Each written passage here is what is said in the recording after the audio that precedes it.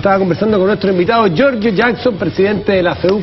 Giorgio, ¿cómo estás tú? Muy buenas noches, gracias por estar aquí. Buenas noches, gracias por la invitación. Estábamos conversando sobre marcha, obviamente vinieron las clásicas, aquí a la colación, las marchas clásicas de la época de la dictadura. Yo marché con Espartaco, tú 88, el año 88, y yo le pregunto, a lo mejor tú no habías nacido, nació en el 87. Exacto. Pero esta mañana llegaste de Temuco, y en Temuco me imagino que, aparte de juntarse y debatir qué es lo que viene, el movimiento estudiantil fue tema, por lo menos en un cafecito, la entrevista al ministro Lavín, la frase "se pasaron de la raya". Me gustaría saber, a modo de introducción y para empezar esta conversación, cuál fue la reacción, cómo toman ustedes estas palabras, cómo las leen. ¿Es una estrategia de ultimátum de Lavín? ¿Es un cambio de mano? ¿Se endurece la mano de Lavín? ¿Cómo lo van a tomar? Bueno, Matías, primero yo creo que la gente en la casa quizás no está contextualizado en cuáles son las demandas, de repente se diluye un poco el tema.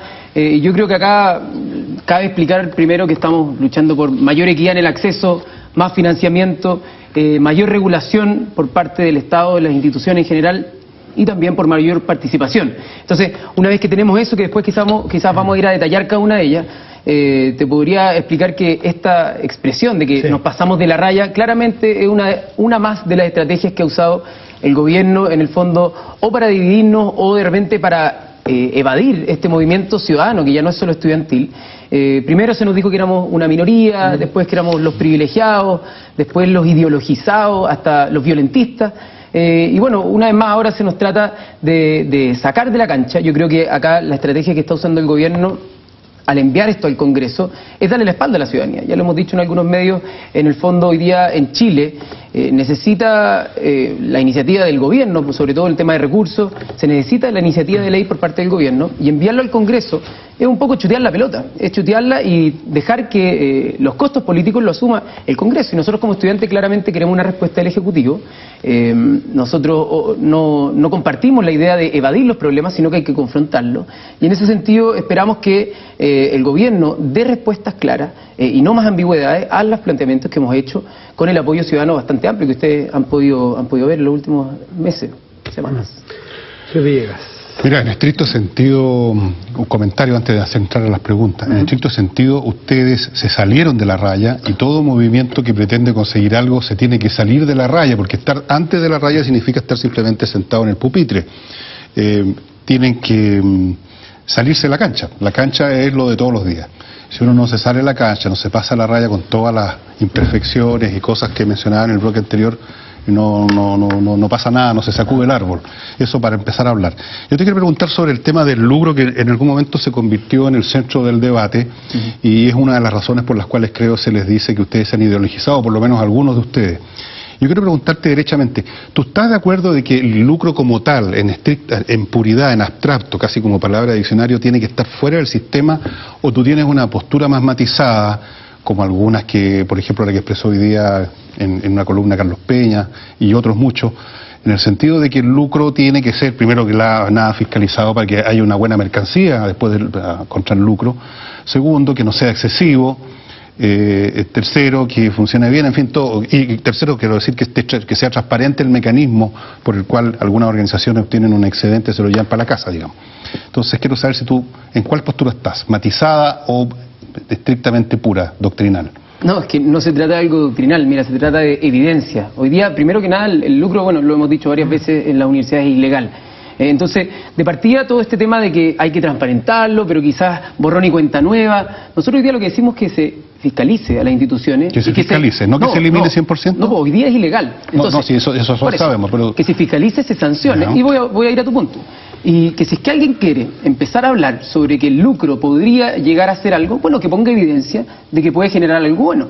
Mira, hoy día tú revisas la evidencia internacional y no vamos a encontrar ningún modelo educacional que te diga que el lucro, como incentivo en la educación, va a generar mejorías en la calidad, en la equidad. Miremos el ejemplo de Estados Unidos, que lo permite, y veamos las universidades de Estados Unidos cómo se comportan.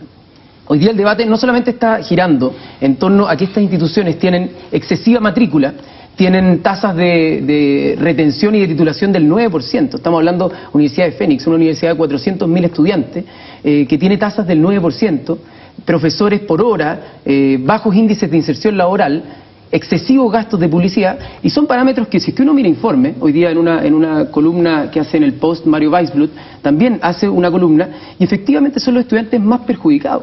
Entonces, acá hay un tema que es ideológico, el tratar de incorporar el lucro, más allá de tratar de defender que en el fondo en lo concreto, ¿a ti te parece que no debiera haber lucro entonces? O sea, en educación yo creo que los incentivos están puestos para que el lucro genere peor calidad y peor equidad. Entonces, pero digámoslo simplemente, ¿tú te parece que no debiera haber lucro? En la educación. En la educación, por lo tanto, ¿qué habría pasado si se fueran con las universidades que, por supuesto, en forma poco transparente, eso es evidente, han estado de algún modo lucrando, pero que han producido hasta ahora varios miles y miles de profesionales que de otra forma no habrían entrado al sistema universitario? Bueno, es que hasta ahora no hay ninguna... ¿Cuál sería la alternativa a eso? Me imagino que lo primero que se tendría que hacer, si es que alguien llega a decir que las universidades lucraron, es que se sancione. O sea, que pase algo con esas instituciones. Mira, si hoy día lo que estamos planteando, sobre todo, y para volver al foco del problema, hoy día cuando exigimos mayor financiamiento, siempre se evade y se dice, no, pero financiemos a los estudiantes que él elija. Que él elija si es una institución, da lo mismo si lucre, da lo mismo lo que sea, transparentemos la información y que el estudiante elija. Bueno, nosotros planteamos que si es que hay financiamiento del Estado, tiene que ser instituciones que den garantía. Y las garantías hoy día tienen que ver no solo con un nuevo sistema de acreditación, no solo con la transparencia en el uso de los recursos, sino también, en el fondo, que cumplan la ley y que no lucren, sino también con que pueda participar, con que sean espacios de formación de ciudadanía, que tengan extensión con el medio, y que finalmente nosotros podamos financiar. O sea, se dice que los fondos públicos son escasos. Entonces, ¿dónde vamos a poner los fondos? Vamos a poner los fondos en instituciones que nos dan garantía, pero que el estudiante finalmente es el que elige. Y me da lo mismo, la sociedad del sálvese quien pueda, si es que él elige esa institución, ¿lo vamos a financiar? ¿O vamos a hacer un sistema que pueda garantizar a todas las instituciones que no solamente tengan calidad y transparencia en el uso de los recursos, sino los otros criterios que hemos estado estableciendo? Fernando. Yo fíjate que sobre los incentivos me parece que hay hartas cosas que decir. Algunas de ellas ustedes las han planteado y otras no. Por ejemplo, yo estoy totalmente de acuerdo con Mario Weisblut de que una parte de solucionar el problema, y creo que de alguna forma se trató de hacer cuando los pingüinos se levantaron el año 2006 en el gobierno de Michelle Bachelet, pero al final esa comisión terminó siendo básicamente un amortiguador de la marcha. Exacto. Y no terminó en cosas totalmente sólidas en ese entonces, a pesar de que algunas muchas de las ideas hoy día están cristalizando, como la superintendencia y todo lo demás. Pero no generó en el plazo que los estudiantes quieren ver las cosas. Ustedes tienen plazos bastante más cortos que los adultos y por lo tanto quieren que las cosas pasen, ojalá, durante su propia época o si no, con los que vienen detrás. Una de las cosas es, como dice Weisblut, que hay que decir abiertamente que hay que generar un marco de política pública para toda la educación. ¿Cuál, a mi modo de ver, es el principal problema? Es que la educación prebásica y la básica, nadie duda, creo a estas alturas por todos los estudios, que es clave en el futuro de la educación. Y lo que puede pasar con este tipo de situaciones es que se les entreguen más fondos a la educación universitaria con cargo a retirarle fondos a la prebásica y la básica. Eso es cambiar pan por charqui. Francamente, es una situación que, creo yo, más aún, debilita a futuro la educación chilena. Por lo tanto, lo que no veo es, en el caso de ustedes, es que sea tajante el que los fondos que ustedes están pidiendo salgan de un lugar que no les quite a otros estamentos educativos ese tipo de plata. Ustedes nos dicen, mira, tienen que ser extras, tienen que ser aparte. Nosotros no queremos que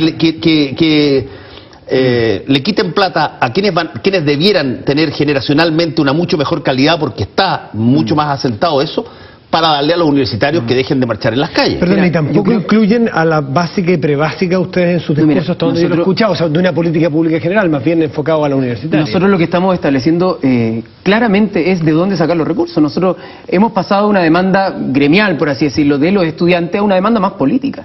Nosotros lo que hemos dicho, y en las últimas veces que hemos estado, es que necesitamos mejorar la educación en todos sus niveles y fortalecer la educación pública en todos sus niveles para que haya mayor equidad, para que haya mayor calidad, integración, etcétera. Y nosotros en la última Confech ya estamos hablando de cómo conseguir estos recursos, reformas tributarias, en el fondo si queremos avanzar hacia gasto social como lo hacen países desarrollados, tenemos que avanzar, no sé, en reformas tributarias las empresas que están del 17% hoy día, ¿por qué no avanzarlo un 25, un 30 y aproximarnos? Si queremos dar ese salto hoy día de un gasto público que, como tú dices, no queremos sacarle a la prebásica y básica, eso ningún estudiante lo está compartiendo hoy día, eso no es ninguna consigna, sino que queremos que hayan más recursos para el gasto público. Hoy día la sociedad chilena está demandando una protección social, como se ha dicho, mayor, y obviamente que esa mayor cantidad de gasto requiere también una mayor recaudación. Y esa recaudación, bueno, tenemos fondos desde las Fuerzas Armadas, bueno, ¿por qué no aplicamos mayores impuestos a los recursos naturales? ¿Por qué no hacemos alguna reforma tributaria? Y eso obviamente tienen que ser demandas que se discutan. Y que la clase política hoy día también tiene que hacerse cargo de eso, de manera transversal. Entonces no es una demanda netamente gremial de decir, oye, nosotros queremos estos recursos y los queremos ya, sino que decimos, la estructura del sistema chileno en general necesita mayor gasto público para vivienda, para salud, para educación, y en educación particularmente necesitamos en educación superior, que es un área estratégica para el desarrollo del país, avanzar en el corto y mediano plazo. Giorgio, yo no he visto, y me sumo y reafirmo lo que te acabo de decir, a lo que dijo Fernando, no veo mucho en su discurso. Está bien, no le han pedido que le saquen plata a la prebásica y básica, pero tampoco he visto que ustedes planteen políticas públicas para la educación general. No he visto propuestas para la prebásica, por ejemplo, desde ustedes. Sería interesante. Parece que se enfocan mucho en lo que le pasa a ustedes mismos. Pero dicho lo anterior y aclarado ese punto de la pregunta anterior, a mí me llama la atención que cuando uno hace un mapeo de todos los dirigentes del movimiento, aparecen mayoritaria y aplastantemente dirigentes de la izquierda, centro izquierda, izquierda, en fin, que uno esperaría de ellos una vocación igualitaria o hacia la igualdad, sobre todo proveniendo de los gastos o los estipendios del Estado. Es decir, que el Estado propienda a igualar con sus recursos. Insisto, de ustedes esperaría eso. Y yo veo que muchas veces las peticiones y las demandas de ustedes más bien hacen un hincapié en algo que es totalmente regresivo. Es totalmente contrario a lo que uno pudiera esperar y a la lógica. Tú habrás leído esta columna de Camila y Natividad que escribió Gregory Lacua en la segunda del día jueves, que hace una comparación entre Camila y Natividad, justamente estas dos líderes. Una vienen de un sector súper clase media acomodada, en el caso de Camila, y Natividad viene de la provincia y de una provincia pobre, de un liceo que tenía situación complejísima. Una va a la Universidad de Chile, otra va a la Universidad Bolivariana, una recibe mucho más plata del Estado, la más pobre recibe menos plata del Estado. Solamente decir que del quintil más pobre de los estudiantes, el 21% de las universidades del CRUCH. El resto está en las universidades privadas. De los más pobres, solo el 21% va a las universidades que ustedes piden más plata. Sí, sí. Tú recién decías, Giorgio, ¿a quién vamos a financiar? Y el argumento que dabas es, financiemos a las que tienen más transparencia, más fiscalización, que son las del CRUCH, porque son las del Estado. Pero eso va a redundar en que le vamos a dar a los que tienen más. Es regresivo, le vamos a dar a los más ricos, entre comillas más ricos, no quiero ofender a nadie, comparativamente a los más ricos, a los que vienen de mejores colegios. Porque tienen acceso a mejor crédito. Tocaste varios temas, pero yo creo que hay que eliminar algunos mitos que existen. Okay. Yo creo que en el sistema privado existen distintos tipos de instituciones y se ha clasificado y siempre se hace la comparación. Existen algunas privadas mejores que unas públicas y como que se hace todo tipo de comparación. Y hoy día tenemos universidades privadas que tienen mejores índices de acreditación, etcétera, pero esas universidades están absolutamente elitizadas. O sea, nosotros vemos Universidad de los Andes, Universidad del Desarrollo, Universidad Adolfo Ibáñez, que no son heterogéneas. O sea, por un lado están las universidades, por así decirlo, con buena acreditación privada, que tienen a los estudiantes también más ricos, y por otro lado tenemos universidades que ni siquiera están acreditadas. ¿Tú sabes en qué universidad está Natividad? Bolivariana. ¿Está acreditada esa institución? Entiendo que no, en ninguna de sus características. Entonces, mira, eso es un falso dilema. Y yo creo que ahí ponen, en el fondo se caricaturiza, por así decirlo, y uno no debiese, en el fondo, tratar estos temas tan a la ligera. Si es que nosotros, como sociedad, nos ponemos de acuerdo en financiar instituciones que no están acreditadas, me parece de una irresponsabilidad gigante. Es que tú diste vuelta el argumento. ¿No? Hábilmente. Tú inmediatamente vas y te metes en las privadas. Pero es que ese es el ejemplo que da... Sí, pero es que ¿por qué no analizas un minutito a las públicas, a las fiscalizadas, a las dentro serias, de a las estatales? Dentro de nuestras instituciones... De 11 becas que entrega el Estado, 10 son para las del CRUCH. El 77% del AFI, que es el aporte fiscal indirecto, que llegan a las universidades del CRUCH. Ni aunque, mira, Matías, en fin, ni aunque los llegue más el pobres están 100%. en el... Entonces, hoy día, mira, pedir quiero... más plata para los más para las universidades que tienen ya más Sí. plata me parece regresivo, porque ahí van los quiero muchachos mostrar... que tienen, perdón, o más plata, o más acceso al crédito, y crédito más barato, más acceso a becas. Yo estoy de acuerdo que mejoremos las privadas y hagámoslas más transparentes, pero ¿por qué seguir dándole a los que ya tienen mucho más? Mira, Matías, es que no es mucho más. Y yo quiero mostrar acá un pequeño gráfico, no sé si se puede hacer un acercamiento. Ahí está la... Aquí, Eso es cuánto es el gasto en educación superior. ¿Quién lo paga? Las barras rojas no se alcanza a ver. Es en Chile, el que está más a la izquierda es el gasto de las familias en educación superior, y la barra azul es el gasto del Estado. Y los otros países son Dinamarca, Finlandia, España, Suecia y el promedio de la OECD. O sea, acá no se trata de que queramos redirigir fondos. Hoy día necesitamos un aumento sustantivo de más del doble, o quizás hasta el triple. Entonces, partiendo de eso, dentro de nuestras demandas, no queremos hacer discriminación dentro de los estudiantes. Nosotros planteamos, homologuemos las condiciones de, no sé, esto que tú llamas el crédito blando, de las instituciones de educación superior privadas que cumplan ciertas condiciones. Y ahí queremos hacer una definición, porque no vamos a empezar, como te dije delante, a despilfarrar recursos públicos. Y en las universidades del Estado nosotros queremos fortalecerla, y por eso hemos dicho tantas veces que la institucionalidad pública hoy día está abandonada, ya estaba abandonada desde hace 30 años. Entonces, ¿cómo fortalecemos las instituciones públicas? ¿Qué es más abandonada? Abandonada significa, por ejemplo, porque el punto de vista de los recursos no están abandonadas. ¿Por qué no? Instituciones del Estado que reciben... Comparativamente con las otras... Pero es que no comparemos unas que no reciben nada con unas que reciben menos del 5% de su presupuesto. Instituciones del Estado que reciben menos del 5% de su presupuesto. Eso es lo absoluto, no lo creo yo que no merecen llamarse universidades estatales. O sea, en el sentido de la poca responsabilidad que el Estado asume en ellas. Hoy día lo que nosotros necesitamos es que el aporte basal aumente de tal forma que estas instituciones puedan recibir a los estudiantes, como tú dices, más vulnerables. Y si es que en verdad miramos las cifras con más atención, eso que tú dices del 21% de las universidades, o sea, de los estudiantes más vulnerables están en las instituciones del CRUCH, del primer quintil, es porque son menos cantidad en la matrícula total. Entonces esa cifra es un poco engañadora, porque lo que pasa, si es que sacamos a la Católica, e incluso si sacamos a la Chile, las instituciones del CRUCH son sumamente heterogéneas. O sea, combinan y hay integración social. Mientras en las instituciones privadas tenemos dos tipos, tenemos guetos educacionales, la otra vez lo hablamos. Tenemos las universidades para ricos, que tienen buenos índices de acreditación, instituciones para clase media, instituciones para pobres que tienen tienen los mismos índices que nosotros hemos hablado de las universidades con fines de lucro en Estados Unidos: poca acreditación, cero selección, no tienen investigación, alta publicidad, tienen deserción altísima. Entonces, finalmente... Giorgio, discúlpame, pero ahí tienes dos métodos para poder modificar esa realidad que tú estás describiendo. Un método es simple, lisa y llanamente, que el aporte basal, o sea, los recursos directos del Estado aumenten. El gasto público en educación per se aumente. Hay otro método que puede combinarse con que aumente los gastos públicos, porque nadie duda que tiene que aumentar el gasto público, que es, para usar el punto que decía Fernando ayer, que se transparente el lucro. Que tú le digas a una persona que quiere meterse a invertir en educación, le diga: mire, compadre, usted quiere meterse a invertir en educación no técnica porque se permite el lucro, sino que en la universitaria, donde no se permite el lucro, quiere meterse, métase. Tiene dos condiciones. Una, hace FECU, todo el mundo lo ve, sabemos exactamente lo que gana y transparenta todo su andar. Y lo segundo, recibe fondos equivalentes a los créditos que se le dan al CRUCH, por ejemplo, créditos para contra resultado. Y no vería ninguna razón por la cual eso no debería ser bueno, si es que el Estado no quiere gastar plata o no tiene plata para todas las cosas. Sí, en Estados Unidos van de vuelta. ¿Por qué? Porque hicieron exactamente esto mismo. Existen unas becas que se llaman las Pell Grants, unas becas para estudiar para el financiamiento a la demanda. ¿Y qué están discutiendo ahora en el Parlamento estadounidense?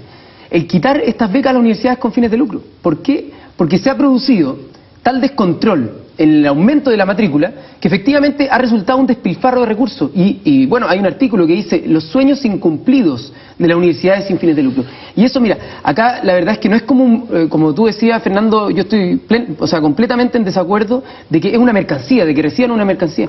¿Por qué? Porque la educación no es un mercado como el mercado de las zapatillas, el mercado de los vasos, de los cuadernos, en los cuales el estudiante agarra un vaso, el vaso no le gustó y va a ir a comprar otro.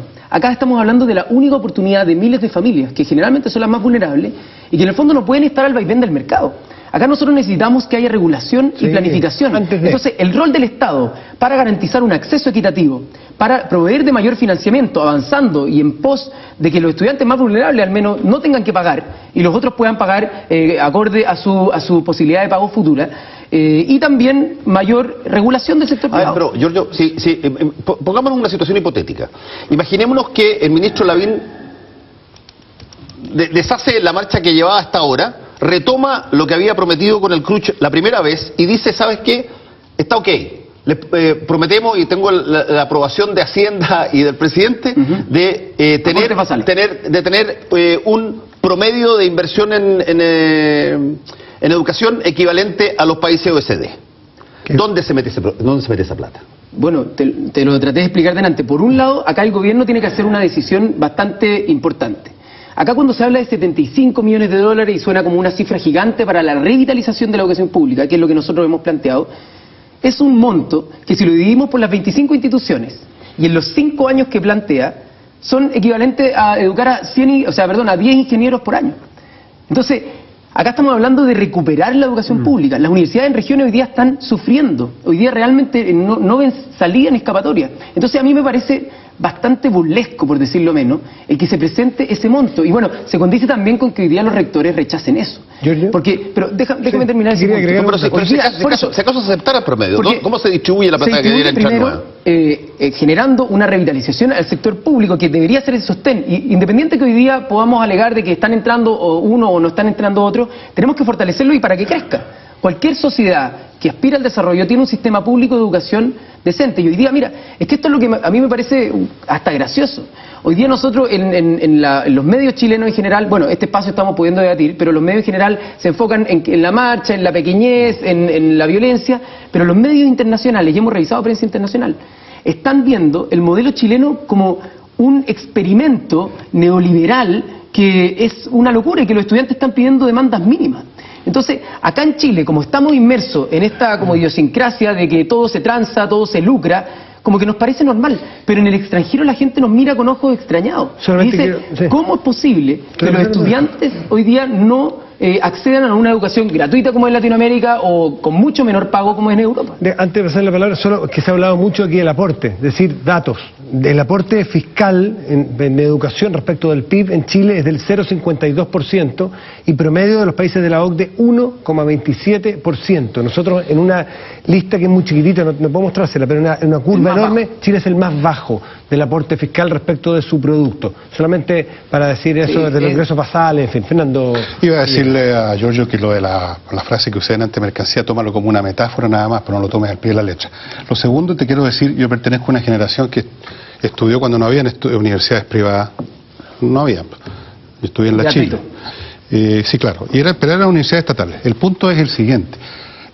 No te creas tú que por el hecho de que una universidad sea estatal o porque reciba muchos recursos, que en esa época recibía más que ahora en términos relativos, eso garantiza de per se una subida en la educación.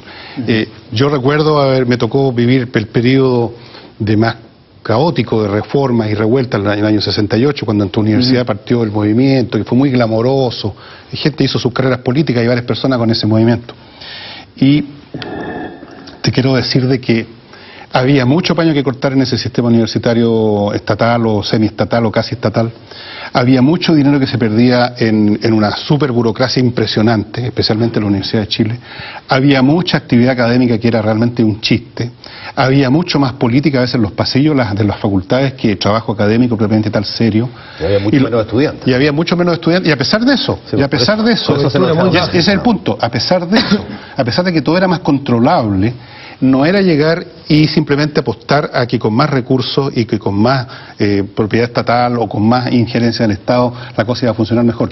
Te digo esto no para oponerme a que el Estado, a que la sociedad chilena ponga más plata, porque pone muy poca, eso es verdad.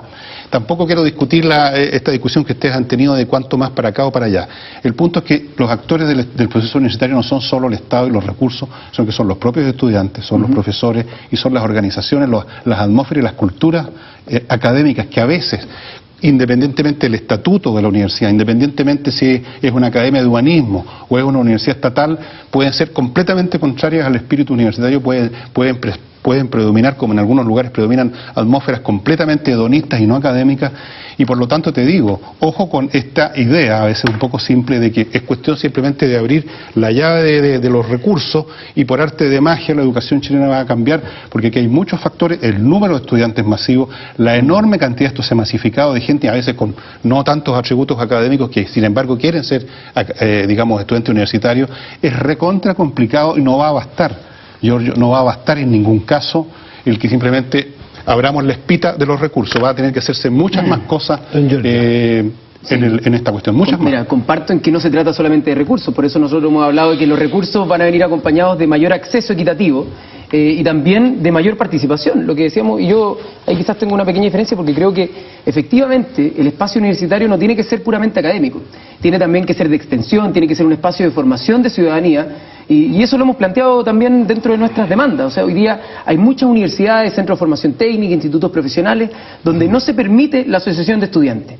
Y también dentro de un decreto de fuerza de ley hay unos artículos que también prohíben a los estudiantes ser partícipes de los cuerpos colegiados con voz y voto, en el fondo, para que se genere ciudadanía, eso para que se genere una fiscalización interna. Eso nadie te lo va a discutir. Es que no están discutiendo. Pero yo no sé mi y lo último, que hoy día, si es que podemos acompañar el proceso de recursos con una modernización también, con una fiscalización interna, mayor transparencia, y también no desconozcamos que hoy día las universidades del Estado, y en general las universidades del CRUCH, no solo las del Estado, son las que más aporte el conocimiento hacen hoy día en Chile. O sea, tenemos los mayores índices de investigación, los que más aporten. Sin ser ninguna cosa en otro mundo, porque fíjate que apenas hay una o dos universidades que están, no voy a decir en el top 10, no te voy a decir siquiera en el top 100, sino que están recién aparecen en la cola de la lista de las 500 mejores. Yo sé, a la altura del 500 ya no merecen el título de mejores universidades. Por eso te quiero insistir que hay que generar una cultura, porque ese es un tema que no se habla puro dinero, una cultura de exigencia académica para todas las partes, para los estudiantes, para los profesores, para las organizaciones. Considerando que creo que aquí hay consenso, y cualquier persona que ve las cifras del aporte del Estado a la educación... Faltó Juan Carlos, digo yo, para que no hubiera tanto... No sé. No te equivocas. No sé, pero claro, es muy bajo. Chile pone, hace rato llevamos mucho poniendo la boca en el tema de la educación, pero la billetera de Chile no está en la educación. Dicho eso, creo que es consensual aquí que hace falta poner, más allá de a dónde y cómo. En la reunión de la Confechi del fin de semana, entiendo que una de las ideas fuerza que emerge de ahí, que ustedes van a plantear y van a enarbolar con más intensidad, es la educación gratuita. Y la educación gratuita, no sé hasta qué punto la quieren plantear, a mí también me parece que puede ser muy complicada, se vende muy bien, suena súper bien, pero a mí me parece hiper injusto. Yo te lo voy a decir directamente. Si a mí me ponen gratuita la educación de mi hijo en mi colegio, yo la plata que hoy día tengo destinada a pagar la matrícula, porque puedo pagar afortunadamente, voy a dedicarla a otra cosa. Tú mismo estudiaste en un colegio privado, entiendo, en el Tomás Moro estudiaste, ¿no? Un colegio que probablemente tus padres, no sé, a lo mejor tus padres pudieron pagarlo bien, afortunadamente. Si a ti te dan gratis la educación, a ti te pasa lo mismo. Que el Estado va a ir a pagar tu educación y la mía, cuando a ti y a mí, nuestra familia la pueden pagar. ¿Estamos en condiciones como país para tener una masificación en la educación gratuita? Es que yo creo que tiene que ver con dar vuelta hoy día la lógica de cómo se financian las cosas. En los países más desarrollados, lo que pasa es que no es gratuita, no nace de la gratuidad, sino que la financia el Estado, que es distinto. Entonces, si la financia el Estado, no, porque si tú hay una diferencia bien grande. No, yo nunca he pensado que es gratuita, que nadie sabe quién la paga. Obvio que me refiero a que se paga el Estado. Si tú esos mismos 400.000 pesos que dices, los pagarás como impuestos y se genera una integración social, es la diferencia. Porque finalmente tú no vas a recurrir a esos recursos para irte de vacaciones. Lo que pasa es que hay una integración social. Entonces, no vas a tener a todos los hijos de los ricos juntos, a todos los hijos de la clase media juntos y a todos los hijos de los obreros, de los campesinos, todos juntos. Vas a generar integración. Y eso es lo que necesitamos para que no haya hoy día los conflictos sociales que tenemos, las desigualdades estructurales que tenemos. Eso requiere una medida complementaria a la gratuidad, que es la reforma tributaria. En esa discusión. Y mira, lo que yo te planteo, porque es tú imposible hoy día, perdón, es imposible hoy con día, los recursos disponibles. Es imposible concebir en ningún lugar del mundo, dicho sea de paso, es imposible concebir una educación gratuita si las personas de la élite, si tú querís, más rica, en la cual caemos todos, tenemos todos los mecanismos legales posibles para evadir y eludir impuestos. No hay ninguna posibilidad de tener disponible. Para dejar un tema, tú acá pones que todos estamos en consenso de que hay que aumentar los fondos, pero esto tiene que ver con una lógica, y aquí topamos un poco con el Ministerio de Educación, y es una de las piedras de tope, porque la visión de este cuadro que mostramos delante tiene una concepción muy individualista de la sociedad. Tú estudias, tú vas a rentabilizar esta educación, por lo tanto tú te la pagas. Y si no puedes pagarla hoy día, está bien, págala a futuro. Entonces es como hacer un contrato a ciegas de que yo no sé cuánto ingresos voy a tener, porque primero, hoy día el sistema está completamente desregulado, la oferta académica, que son las carreras que se ofrecen, no tienen ninguna relación con el mercado laboral que existe, por lo tanto tenemos cesantía ilustrada, o sea, tenemos gente con cartón que no tiene dónde encontrar pega, y todos con una deuda. Entonces es la sociedad del sálvese quien pueda. Es la sociedad en el fondo, el que puede sobrevivir, que lo haga, y el que no. Entonces nosotros lo que planteamos es una sociedad un poco más colaborativa, donde todos tengamos derechos, y la educación para nosotros es un derecho. Y en el fondo, si es que tenemos esa visión de poder anteponer a una sociedad individualista, una sociedad más con mirada más colectiva, perfectamente derechos básicos como la salud y la educación pueden ser bienes que no sean transados, Giorgio, como cualquier otro. Ustedes los jóvenes tienen una tendencia extraordinaria a hablar de sus derechos y nunca les escucho la palabra deberes. Por ejemplo... No, yo estoy de acuerdo con los derechos de Espérate, los estudiantes tienen todos los derechos de esto, los derechos más acá, pero uno esperaría que de repente cumplieran el deber de estudiar en serio y ejercer profesiones en serio y elegir carreras en serio. ¿Qué pasaría, ponte tú, que el día de mañana, en vez de tener que sacar una deuda terrible, fuera gratis la educación, cualquiera entra a estudiar? Y entonces el Estado paga a unos 40.000 cabros, o 20.000, no sé cuántos serán, pero una cifra impresionante, de gente que está estudiando aquí carrera, no voy a dar nombres, que como tú mismo dices, simplemente te garantiza, ni siquiera la educación ilustrada, porque la verdad, en términos de cultura no avanzamos mucho en este país, pero el cartón. ¿Qué sacamos con tener periodistas en Chile como para cubrir los diarios de todo el planeta por la cantidad que salen? Y que tienen que ir a trabajar a Provisa en una radio por 200.000 pesos, menos lo que gana la nana de mi casa y de la tuya probablemente. Entonces, aquí no es meramente un tema, viejo, de garantizarle a todos los muchachos que quieren estudiar, porque es un derecho, etcétera, que entran a la universidad. Aquí hay un tema también de qué es lo que se está estudiando, de qué carreras se están ofreciendo, de qué nivel tienen esas carreras y de qué responsabilidad tiene uno como joven cuando sale del colegio de decir, bueno, yo simplemente quiero seguir en esta cosa tan simpática, estar estudiando, estar en este limbo maravilloso que son los estudios, o yo quiero realmente buscar una profesión que esté a la altura de mis talentos, de mis capacidades y que vaya a dar una retribución a esta sociedad que me está pagando. Tú tienes toda la razón, Fernando, pero lo único que se puede decir respecto a lo que tú estás señalando es que si es que hay un sistema que propende a exactamente eso, es este sistema. Este sistema te genera, y me lo... Por supuesto, pero sí, ya lo sé, que lo genera. Por eso que hay que corregirlo. Lógico, pero es que no lo puedes corregir con una medida parche, porque tú tienes que corregirlo estructuralmente. Si y desde ese punto de vista... que se haya que usar una medida parche. Y desde ese punto de vista, Fernando, el que la educación sea gratuita o pagada desde el punto de vista específico hace una gran diferencia. Fíjate tú que ahora me contaba una persona el otro día a través de un mail, hay una situación que tienen, y probablemente las personas que tienen esa profesión lo van a entender, aportas una graduación, pero gigantesca, de odontólogo. Entonces, porque ha sido una de esas carreras que ha estado por todas partes, un boom. Y resulta que tú evidentemente sabes que no hay capacidad del mercado para recibir todos los odontólogos, que son una especialidad, créeme que te digas, te meten en tu boca, así que una especialidad que mejor que sea de buena calidad. Y resulta que, ¿qué se hace? Estamos de acuerdo, Fernando, estamos de acuerdo. Y la razón por la cual existe todo ese boom de odontólogos es porque el sistema... El sistema en general incentiva a que se te produzcan todas esas anormalidades. La única forma, creo yo, y en eso concuerdo total y absolutamente con Weisbrot, es que esto se elimine, es que tú no lo pienses como una situación que voy a solucionar el problema de la odontología o la escuela de odontología. Me voy a solucionar. Un plan Tienes maestro. que hacer un plan maestro total, que incorpore financiamiento total. Pero eso es lo que estoy diciendo. Por eso he dicho, Fernando, por eso he dicho que todo esto no es meramente un tema de dónde vamos a sacar plata y mantenemos el sistema como está. No puede seguir como está. Mira, Estamos de acuerdo. nosotros lo que planteamos, quiero introducir 3 variables porque yo estoy de acuerdo con lo mismo que dices tú, los derechos y deberes. Y ahí entra un tema de la ideología que hoy día tiene el gobierno también, de la libertad.